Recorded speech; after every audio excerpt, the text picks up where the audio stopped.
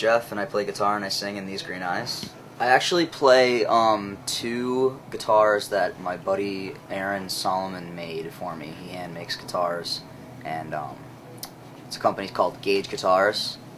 And the first one that I had made has got a blue flame maple top, and it's very similar to a Paul Reed Smith single cut model. It's got like the scooped one horn.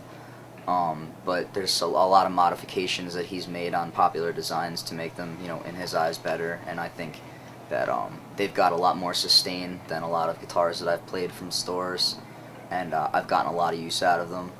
The other one I have is a custom design that he came up with. It's more of a double cutaway, and the pickups in that one are a little bit more varied.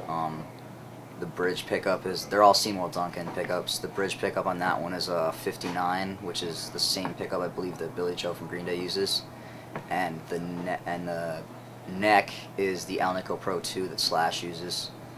And so it's a big difference in sound. It's huge. When you scoop to the neck pickup, it's so like rounded and big mids, but like also just like it's crisp. Like if you're on a distortion channel on your amp, it seemingly kind of cuts it down and just makes it like a much more smooth, balanced sound. And that's the one guitar. The one I've been using more on this tour, just because I think it's set up better currently. I need to get the other one like tuned up a little bit because it's newer and so the wood's shifted.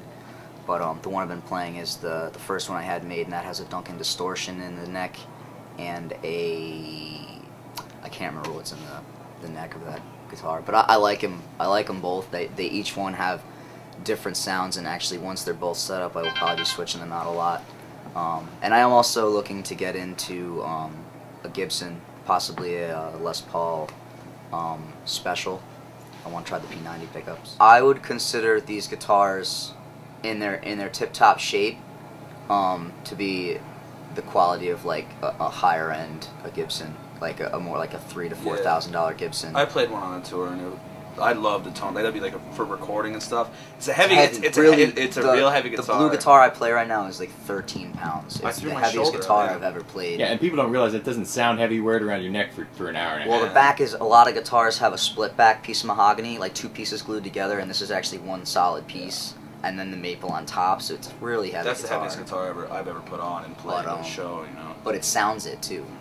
And that's the same. It sounds really good. A lighter guitar doesn't sound as good. So for recording or something like that, I mean, I'm sure for the next record we go and do or whatever, you know, that guitar will definitely be played. That single cut is just it's out of this world. And the guy's only built like what, 8 guitars? No, I mean when he built that one, he had only built like 5. And just think, when he's like a huge manufacturer, those guitars will be like you'll be able to buy a house with. We've been talking. I'm like, been talking about your guitar. Yeah, he's stoked on us because we're the only band that really plays his guitars, because it's mostly like in a lot of older guys who just. He said most of the dudes that plays guitars are doctors that have the money to throw around, and they sit in their cases and they shine them all nice and they play them maybe an hour a day. But I'm out there beating the crap out of them every night. I mean, this thing's got dings, and I mean, I will eventually retire these guitars too. Like, I want to hang them up in my parents' house, like on hooks in the living room, because like they were gifts from my parents for graduation, one from high school and one from college, and so these are like they're irreplaceable, right, absolutely. And literally irreplaceable, because irreplaceable.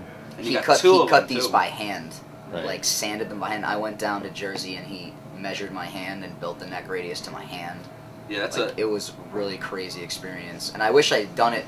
I wish I had done it now, because I know so much more about the sounds that I want than I did then. He was like, well, what do you want this to sound like? I'm like, dude, I don't know, build me a guitar that's going to sound good, you know what I mean? And they really do.